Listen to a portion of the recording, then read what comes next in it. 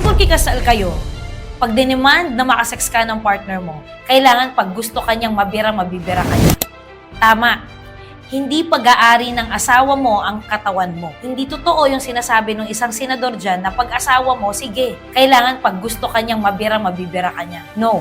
Your body, your rules. It doesn't mean na kapag asawa mo siya, meron na siyang karapatan sa buong pagkatao mo. You are still an individual. Tandaan mo yan. Sometimes, there are men who doesn't know kung paano nila makuha yung wife nila kapag gusto nila. Ang karamihan kasi sa mga lalaki dito sa Pilipinas, no, at karamihan sa buong mundo, ang gusto nila, kapag gusto nilang kasex ang asawa nila, oo lang agad. Hindi ganon. Hindi nyo pwedeng pilitin yung asawa nyo kung hindi nila gusto. Ang tawag doon, RAP.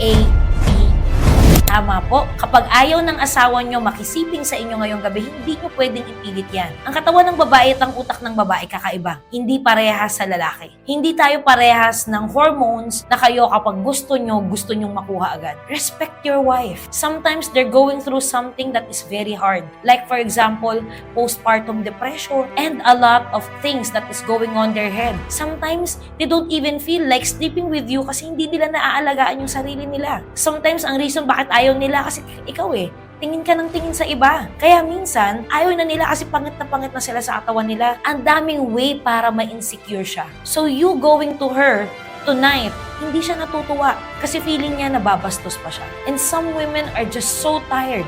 Bakit kaya? Alamin mo naman kung bakit pagod na pagod yan. Bigyan mo rin kasi ng time. Kilalanin mo yung asawa mo. Bigyan mo rin ng time na sana malaman bakit hirap na hirap yung asawa mong ayain. Ang problema, akala nyo pag gusto nyo na lang agad. At pag gusto nyo, ay gusto na rin nila. Hindi ganun ang buhay. At kung gusto nyo talagang napapa-oo nyo lagi yung asawa yung sama, pasayin nyo naman. Hindi yung puro kayo lang.